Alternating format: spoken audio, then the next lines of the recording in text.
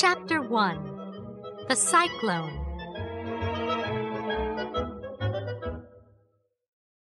Dorothy lived in a small house in Kansas with Uncle Henry, Aunt Em, and a little black dog called Toto.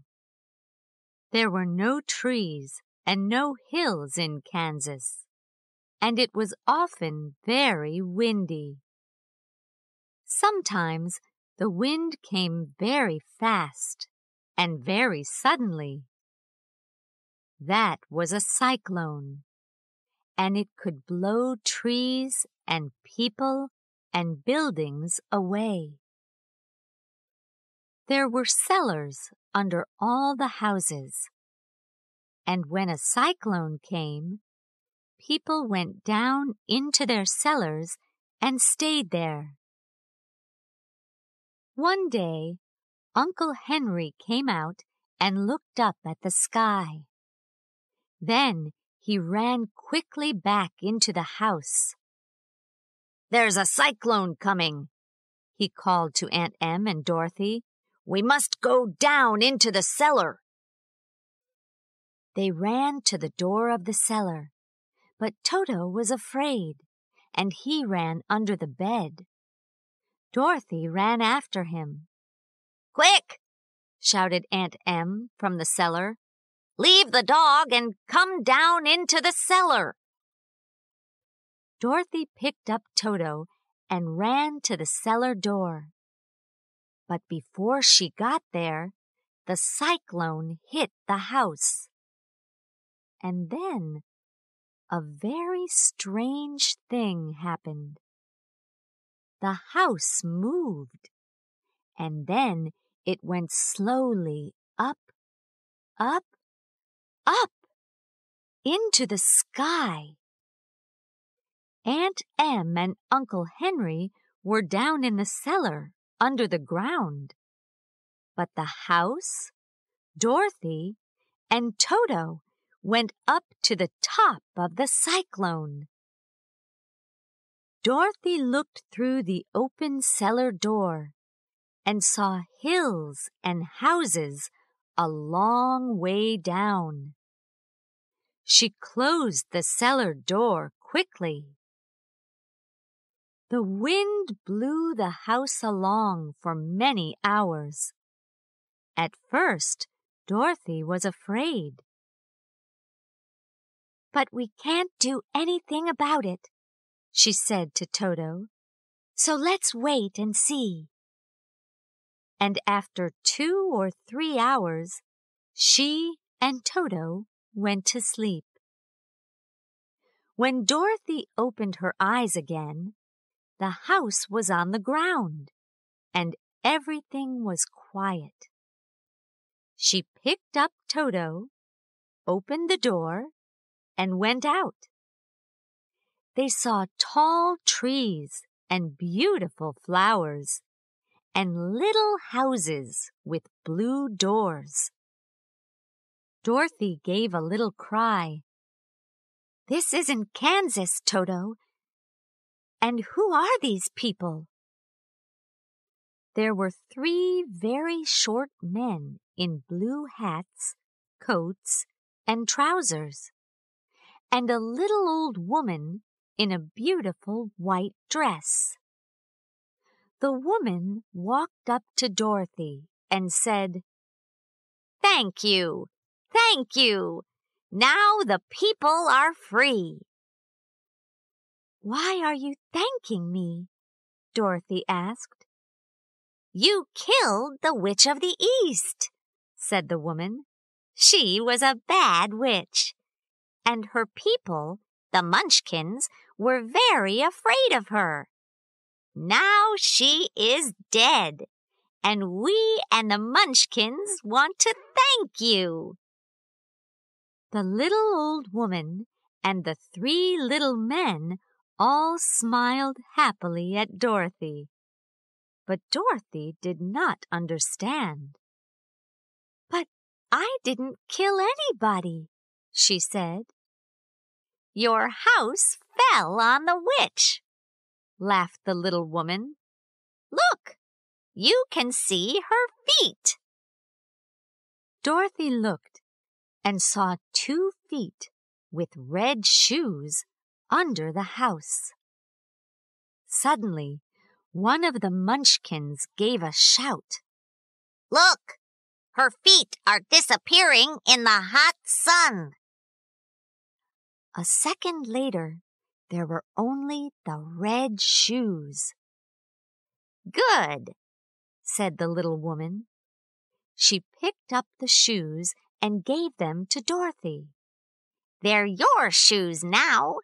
You must wear them, because a witch's shoes can sometimes do wonderful things." "Thank you," said Dorothy. "But who are you? Are you a Munchkin?" "No, but I'm their friend. I'm the Witch of the North, and I came to see the dead Witch of the East. But don't be afraid. I'm a good witch." "But Aunt Em says there aren't any witches." "Oh, yes, there are," said the witch. "Here in the country of Oz, we have 4 witches. The witches of the North and the South are good witches. But those of the East and the West are bad witches. Now, the witch of the East is dead, so there is only one bad witch. We have a famous wizard, too. We call him the Wizard of Oz, and he lives in the Emerald City. How many witches and wizards do you have in your country?" "We don't have any," said Dorothy. Suddenly, she remembered Aunt Em and Uncle Henry. "How can I get back home to Kansas?" she asked. "Where is Kansas?" asked the good witch. "I don't know a country called Kansas, so I can't tell you the way." Dorothy began to cry. "Oh, dear, what can I do?" "Please don't cry," said the witch. "Go and see the Wizard of Oz. He's a good wizard, and perhaps he can help you. It's a long way, and you must walk there. I can't go with you, but I can give you my kiss." She gave Dorothy a little kiss. It looked like a small red flower on Dorothy's face. "Now, nothing can hurt you," she said. "Look, there is the road to the Emerald City. It is made of yellow bricks, so you cannot lose your way. Goodbye." "Goodbye," said the 3 little Munchkins. In the house, Dorothy found some bread and some apples, and she put them all in a bag. Then she put on her blue and white dress. "Now I look nice," she said. She looked down at her old shoes. Then she remembered the bad witch's red shoes and put them on. She picked up her bag of food. "Come on, Toto," she called. "We're going to find the Wizard of Oz."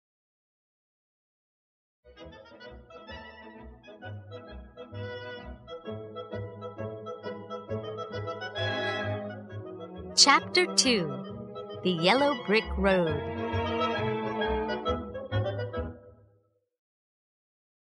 Dorothy and Toto walked along the yellow brick road for a long time.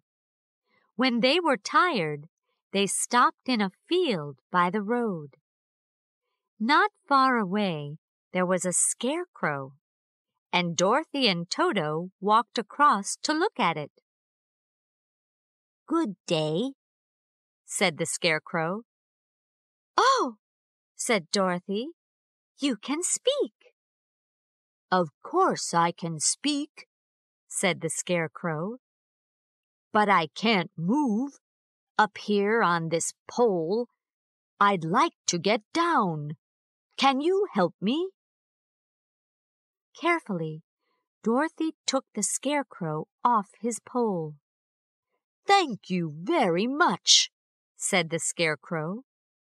He moved his arms and legs, and straw went everywhere. "Who are you?" he asked. "And where are you going?" "I'm Dorothy, and I'm going to the Emerald City. I want to go home to Kansas, but I don't know the way. I'm going to ask the Wizard of Oz for help." "Where is the Emerald City?" asked the Scarecrow. "And who is the Wizard of Oz? I don't know anything, you see, because I have no brains in my head, only straw." "Oh, dear," said Dorothy. "I'm very sorry." "I would very much like to have some brains," the Scarecrow said. "Can I go to the Emerald City with you? Perhaps the Wizard of Oz can give me some brains. What do you think?" "I don't know," said Dorothy. "But yes, please come with me. He's a famous wizard, so perhaps he can help you." She felt very sorry for the Scarecrow. "Don't be afraid of Toto," she said. "He never hurts people." "Nothing can hurt me," said the Scarecrow. "I'm not afraid of anything." "Well, that's not true. I am afraid of fire, of course." Dorothy walked along the road with her new friend. Soon she began to feel hungry, so she sat down and she and Toto ate some bread and apples. "Would you like some, Scarecrow?" said Dorothy. "No, thank you," said the Scarecrow. "I don't need to eat or drink. You can't eat when you're made of straw. Now, tell me about your home." So Dorothy told him about Kansas, and Uncle Henry and Aunt Em, and the cyclone. "But why do you want to leave this beautiful country?" asked the Scarecrow. "Kansas, you say, has no trees, no green hills, no gardens. I don't understand." "That's because you have no brains," said Dorothy. "Kansas is my home. We say, 'East, west, home's best.' And it's true. I want to go home." They walked along the road for some hours, and then it got dark. Dorothy was tired, and soon the Scarecrow saw a little house behind some trees. There was nobody there, so they went in. Dorothy and Toto slept, but the Scarecrow just stood all night with his eyes open. "Scarecrows don't sleep," he said. In the morning, Dorothy looked for water. "Why do you want water?" asked the Scarecrow. "Toto and I are thirsty, and I need to wash." "I'm sorry for you," said the Scarecrow. "You need a lot of things. But you have brains, and you can think, and that's wonderful." They found some water, and Dorothy washed. Then she and Toto ate some bread. Suddenly, they heard a shout from the trees near the house, and they all ran out of the house to look. They saw a man by a big tree with an axe in his hand. He was made of tin. he stood very still and shouted, "Help!" again and again. "What can I do for you?" asked Dorothy. "I can't move," said the Tin Man. "Please, oil me. There's an oil can in my house." At once, Dorothy ran back to the house and found the oil can. Then she came back, and with the Scarecrow's help, she carefully oiled the Tin Man. Slowly, he began to move, first his head, and then his arms and legs. "Thank you," he said. "I feel better now." He put down his axe. "I went out in the rain, you see, and water is very bad for a tin body. I was there for a long time, and nobody came to help me." "We stopped at your house for the night," Dorothy said, "and we heard your shouts this morning." "Where are you going?" asked the Tin Man. So Dorothy told him about the Wizard of Oz. "I want to go back to Kansas, and the Scarecrow wants some brains," she said. The Tin Man was very interested. "Can the wizard give me a heart, do you think? I have no heart, so I can't love or feel. I would very much like to have a heart." "Come with us," said the Scarecrow. "Yes," said Dorothy, "and then you can ask the wizard for help, too." So they all walked along the yellow brick road. There were many tall trees next to the road, and sometimes the three friends heard noises from animals behind the trees. Dorothy did not like these noises very much. "How far is it to the Emerald City?" she asked the Tin Man. "Do you know?" "It's a long way, I think," said the Tin Man, "and we must be careful because—" But just then a big lion suddenly ran out from the trees into the road. It opened its mouth. It had long yellow teeth and began to run after Toto. Dorothy was afraid for Toto. She ran up to the lion and hit it on the nose with her bag. "Don't hurt my dog!" she cried angrily. "He's smaller than you." "I didn't hurt him," said the lion. "Don't hit me again, please." "Why, you're afraid," said Dorothy. "Be quiet, Toto. He isn't going to hurt you. He's more afraid than you are. He's just a big coward." "It's true," said the lion. "I am a coward. Everyone thinks lions are brave. I make a lot of noise, but I'm not brave. I'm just a coward." And the Cowardly Lion began to cry. Then Dorothy told him about the Wizard of Oz. "Come with us to the Emerald City," she said. "I want to go back to Kansas. The Scarecrow wants some brains, and the Tin Man wants a heart. Perhaps the Wizard of Oz can make you brave." "Oh, thank you," said the lion. "I would very much like to be brave." And so the Cowardly Lion came with them. At first, Toto was afraid of him, but very soon he and the lion were good friends. That night, Dorothy and Toto slept under a big tree, next to the Cowardly Lion's big, warm body. In the morning, they ate the last of their bread. "Oh, dear," said Dorothy. "What are we going to eat for dinner?" "I can kill an animal for you," said the Cowardly Lion.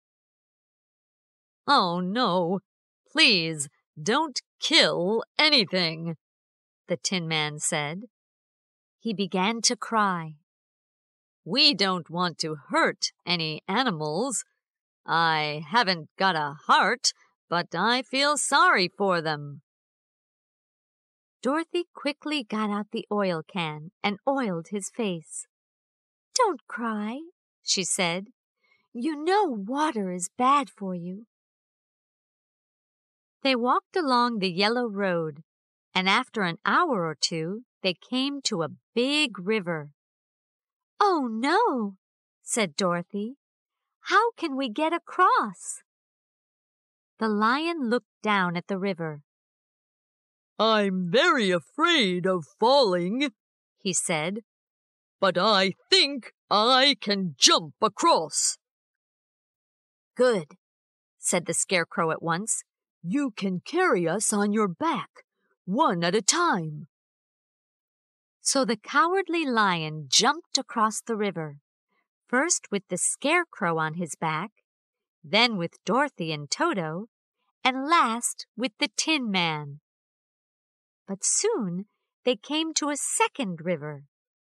This one was very big, and the lion could not jump across it. The Scarecrow thought for a minute. "Look," he said, "there's a tall tree next to the river. The Tin Man can cut it down with his axe. And when the tree falls across the river, we can walk across the tree." "Very good," said the lion, "for somebody with straw in their head and not brains." So the Tin Man cut down the tree with his axe, and soon they were all across that river too.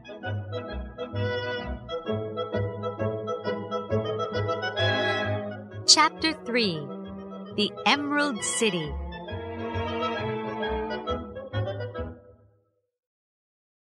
It was a long day.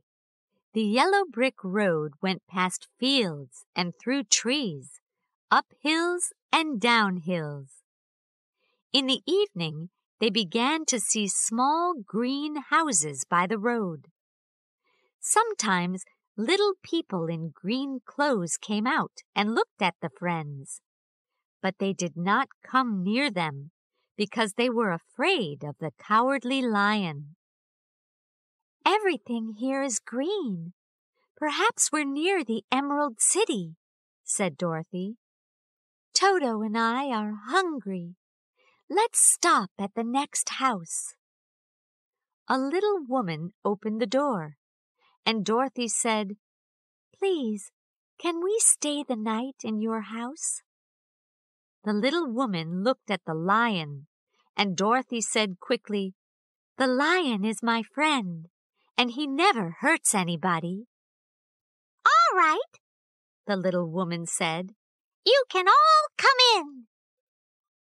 She put a wonderful dinner on the table. Dorothy and Toto ate a lot of it, and the lion ate some of it. But the Scarecrow and the Tin Man ate nothing. "Where are you all going?" asked the little woman. "To the Emerald City," said Dorothy. "We want to see the Wizard of Oz." "That's not easy," said the woman. "The wizard never goes out of his house, and nobody sees his face." "Is the wizard a man?" asked the Scarecrow. "Nobody knows," said the woman. "He's a wizard, so he can be a man or an animal or anything." "How strange," said Dorothy. "But we need his help, so we must see him." The next day, they thanked the woman, left the house, and began walking again. Soon they saw a beautiful city in front of them. It was the Emerald City at last. The friends went up the yellow brick road to a big green door and stopped. Slowly, the door opened, and a little man in green clothes stood there. "We want to see the wizard, please," said Dorothy. "Nobody sees the wizard," he said. "He is a very good and very famous wizard, but nobody can see him." "We must see him," said Dorothy. "Please ask him."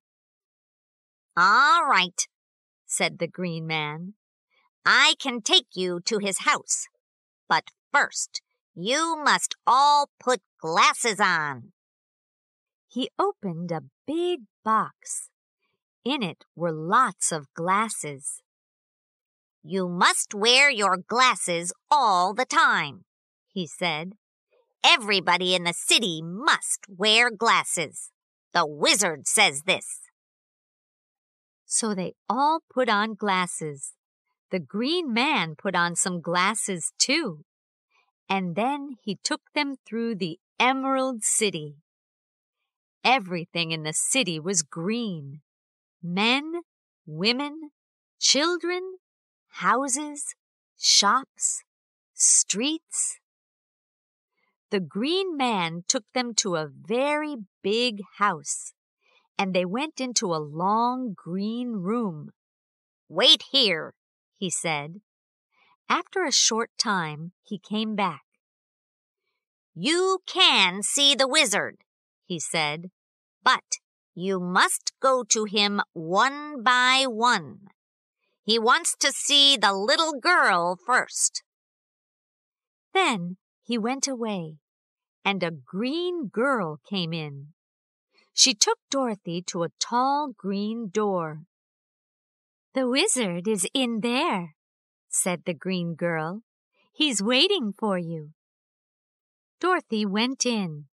On a green chair was a very, very big head.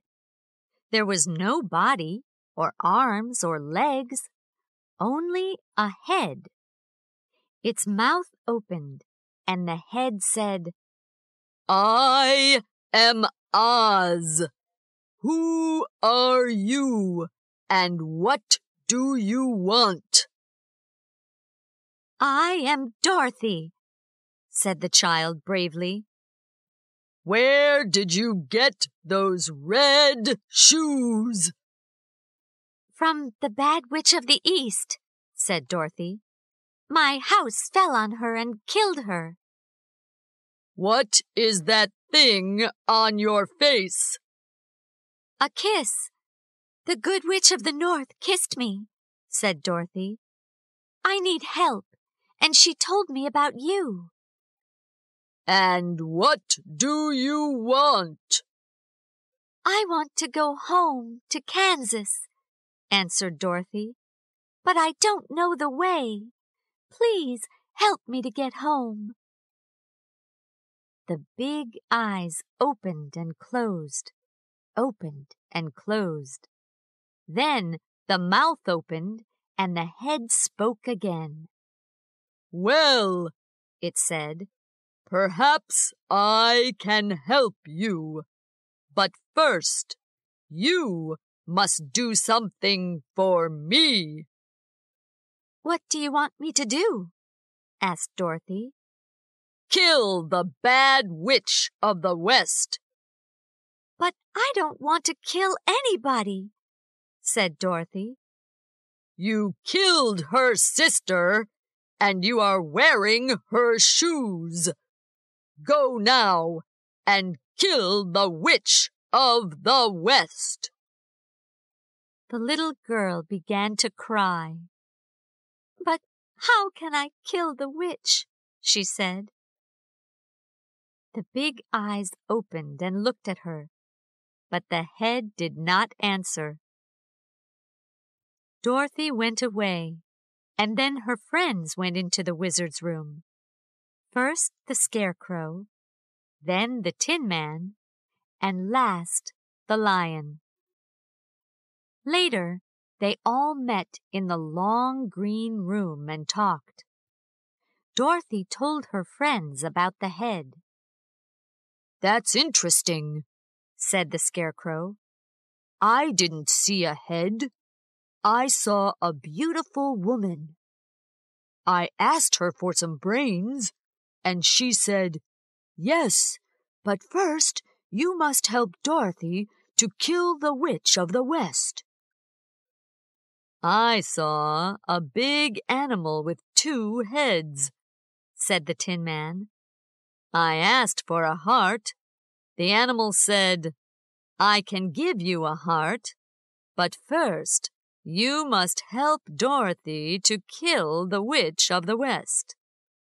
What did you see, Lion?" "I saw a ball of fire," said the Cowardly Lion. "I said, 'I'm a coward. Please make me brave.' And the fire said, 'When the Witch of the West is dead, I can help you, but not before.' I was angry then," said the Lion, "but the ball of fire got bigger and bigger, so I ran away." "Oh, what are we going to do?" said Dorothy. "Well," said the Scarecrow, "we must find the Witch of the West, and then we must kill her." Chapter 4. The Witch and the Monkeys. The next morning, they left the Emerald City. The Green Man took away their glasses and told them the way to the witch's house. "Everybody is afraid of the Witch of the West," he said, "so be careful." The friends walked for a long time. The road was bad, and there were no houses, no fields, no trees. Now the Witch of the West had a magic eye, and it could see everything. She saw the friends on the road, and she was angry. She put on her tall black hat and shouted, "Magic monkeys, come!" In a second, 40 monkeys arrived at her tall house. "What do you want?" they asked. "There are 3 people, a dog, and a lion on my road," she said. "Kill the people and the dog, but bring the lion here to my house. He can work for me." "At once," said the monkeys, and away they went. They broke the Tin Man's arms and legs. They took all the straw out of the Scarecrow and threw his clothes up into a tall tree. Then they took the lion and carried him to a dark cellar under the witch's house. But they could not hurt Dorothy and Toto because of the good witch's kiss. So the monkeys picked them up very carefully and carried them to the witch's house. The witch saw the kiss on Dorothy's face and was afraid, but she did not tell Dorothy that. "You must work for me in my house now," she said to the child. "All day and every day. And remember, I am watching you all the time." Now, Dorothy did not know this, but the red shoes were magic. The witch wanted those shoes very much, but Dorothy never took them off. She took them off when she washed, of course, but the witch never went near water. She was very, very afraid of water. Then, one morning, Dorothy's left shoe fell off. The witch picked up the shoe at once. "This is my shoe now," she shouted. "No, it isn't," shouted Dorothy angrily. "Give it back to me at once." "No," said the witch. And then she tried to take Dorothy's right shoe, too. Dorothy loved her red shoes, and she was very angry. There was a bucket of water near the door. Dorothy picked up the bucket and threw the water at the witch. The water hit her in the face, and she cried out, "Help! Help! The water is killing me! The water is!" And then she disappeared. There was only her tall black hat and a long black dress. Dorothy looked and looked, but the witch was not there. Dorothy picked up her red shoe and put it on. "Now, how can I help my friends?" she said. "Can I call the magic monkeys?" She picked up the witch's black hat and looked at it. "Perhaps I must wear this magic hat when I speak." So she put the hat on and called, "Magic monkeys, come!" The monkeys arrived in a second. "Please, can you help my friends?" asked Dorothy. "Of course," said the monkeys. "We must always help the wearer of the magic black hat." They broke open the dark cellar, and the Cowardly Lion came out. "Free at last," he said. "Thank you." Then the monkeys found the Scarecrow's clothes and put some new straw in them. The Scarecrow laughed and jumped. "Thank you," he said. Next, the monkeys mended the Tin Man and gave him a new oil can. He moved his arms and legs. "I feel wonderful," he said. "Thank you." Dorothy told her friends about the witch and the water, and they were all very happy. Toto could not speak, but he jumped up and down very happily. "Now," said Dorothy, "we must go back to the Wizard of Oz. Magic monkeys, take us to the Emerald City." "Don't forget the magic black hat," said the Tin Man. The monkeys carried them up into the sky, and 10 minutes later the friends were once again at the big green door of the Emerald City. Chapter 5. The Old Man from Kansas. The little green man opened the door. He gave them all glasses. Then he took them through the city to the wizard's house. There, in the long green room, the friends waited and waited and waited. After 3 hours, the Scarecrow said, "I'm tired of waiting." He called the green man. "We want to see the wizard now, or we're going to call the magic monkeys. Please tell the wizard that." The green man went away to speak to the wizard through the door. The wizard knew about the magic monkeys, and he was very afraid of them. So he said to the green man, "These people can come and see me at 9 o'clock tomorrow morning." At 9 o'clock, The green man took the friends to the wizard's room. They went in and looked all round, but they could not see anybody. Then a voice said, "I am the Wizard of Oz. Who are you, and what do you want?" "Where are you?" asked Dorothy.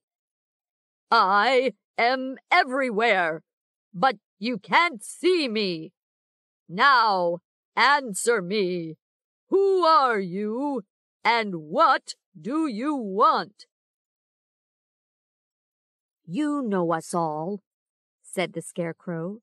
"You said to me, 'Help Dorothy to kill the Witch of the West, and you can have some brains.' Well, the witch is dead, and now I want my brains." "And I want my heart," said the Tin Man. "And I want to be brave," said the Cowardly Lion. "And I want to go home to Kansas," said Dorothy. "Is the witch truly dead?" asked the voice. "Yes," said Dorothy. "I threw a bucket of water over her, and she disappeared." "Very well," said the voice. "Come again tomorrow. I must think about things first, and—" "No," said the Tin Man. "I want my heart now." "I'm not going to wait another minute," said the Scarecrow. "And I'm going to eat you," the Lion shouted very angrily. Toto was afraid. He jumped away from the Lion and hit a screen near the wall. The screen fell over, and behind it the friends saw an old man with no hair. The Tin Man looked angry and picked up his axe. "Who are you?" he said. "Please, don't hurt me," said the old man in a quiet little voice. "I'm the Wizard of Oz." "But the Wizard of Oz is a big head without a body," said Dorothy. "No, he's a beautiful woman," said the Scarecrow. "You're wrong," said the Tin Man. "The Wizard of Oz is a big animal with 2 heads." "No," said the Lion. "the wizard is a ball of fire." "You're all wrong," said the old man. "I am the wizard. Well, I'm not a true wizard. Oh, I know a lot of tricks, but I don't know any true magic. You see, I'm from Kansas, too. I went from town to town and did magic tricks. And I went up in a big balloon. The balloon was always on a rope. But one day, something went wrong. The rope broke, and the balloon blew away. For a long time, the wind carried my balloon across the sky. Then I came down here, in the country of Oz. The people saw my balloon and said, 'This man is a wizard. He comes out of the sky.' They were afraid of me and wanted to work for me. So they built this city for me, and I called it the Emerald City. Well, emeralds are green, so I made green glasses for everybody. That's why everything in the city looks green." The Scarecrow took off his glasses. "Oh," he said. "Now I understand. The Emerald City isn't green. It just looks green. It's all a trick." "That's right," said the old man. "Well, all that happened many years ago. I never went out because I was afraid of the 2 bad witches. Now they are dead, thanks to you, Dorothy. But I'm very sorry. I don't know any true magic, so I can't help you." "You're a very bad man," said Dorothy. "No, my child, I'm a very good man, but I am a very bad wizard. That's true." "What about my brains?" said the Scarecrow. "You don't need brains. You understand things. You can think. You learn quickly. You're very clever." "I want brains," said the Scarecrow. "Very well," said the old man. "I can give you some brains tomorrow morning." "What about my heart?" asked the Tin Man. "You don't need a heart," said the old man. "You laugh, you cry, you love, you feel sorry for people."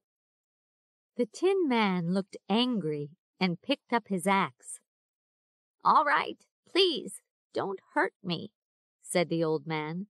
"I can give you a heart tomorrow morning." "I want to be brave," said the Cowardly Lion. "But you are brave. You do a lot of brave things." "No, no, don't eat me. Come here tomorrow morning. I'm going to make you brave." "What about Toto and me?" asked Dorothy. "We can go up in my balloon," said the wizard. "The wind blew us here from Kansas. Perhaps it can blow us back to Kansas again." The next morning, the friends came again to the wizard's room. The old man was ready. He took a bottle with brains on it in big green letters and carefully opened the Scarecrow's head. "Don't move. I'm putting your brains in," he said. "There. Now you're the cleverest Scarecrow in Oz." The Scarecrow thanked him. Next, the wizard gave the Tin Man a small red heart. "Wear this always," he said. The Tin Man was very happy and thanked the wizard again and again. Then the old man took a bottle with "Be Brave" on it. "Drink this," he said to the Cowardly Lion. The lion drank. "Yes, yes, I feel brave," he shouted. "Very, very brave. Thank you." The wizard smiled at them. "You didn't need my magic," he said. "But you're all happy now, and that's a good thing. Now, Dorothy," he said, "come and see my balloon. It's all ready. I mended it last night." They went out into the garden behind the wizard's house. The balloon was very big. There was a small box under it, and the Wizard of Oz jumped into the box. "Come on, Dorothy," he shouted. "We're going to Kansas. Say goodbye to your friends." Dorothy kissed the Scarecrow, the Lion, and the Tin Man and said goodbye. "Come on, Toto," she said. "We're going home to Kansas. We're going to see Aunt Em and Uncle Henry." But just then, Toto saw a cat.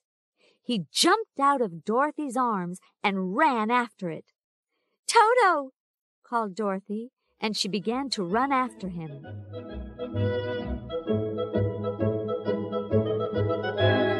Chapter 6. East, West, Home's Best. "Leave the dog and come quickly," shouted the wizard. "The rope's going to break." Dorothy picked Toto up and ran. "Wait!" she shouted. But before she got there, the rope did break, and the balloon went up, up, up into the sky. They heard the old man's voice very far away. "Ask the Witch of the South." Then the balloon disappeared, and nobody saw the Wizard of Oz again. Dorothy began to cry.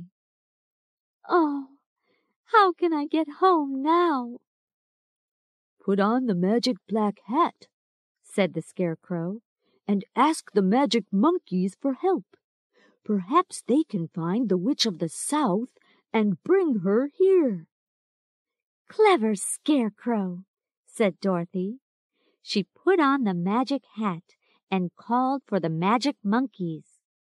When they arrived, she said, "Please find the Witch of the South and bring her here to the Emerald City." And 5 minutes later, a beautiful woman with long red hair arrived. "I am Glinda, the Witch of the South," she said. "What can I do for you, my child?" "I want to go home to Kansas," said Dorothy. "Please, can you help me?" "Ask your shoes," smiled the good witch.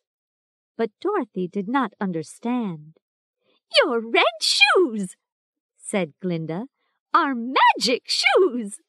They can carry you home. Just close your eyes and say, 'East, west, home's best.' Then jump." "Oh, thank you," cried Dorothy happily. She kissed her friends and said goodbye again. Then she picked up Toto and closed her eyes. "East, west, home's best," she said, and jumped.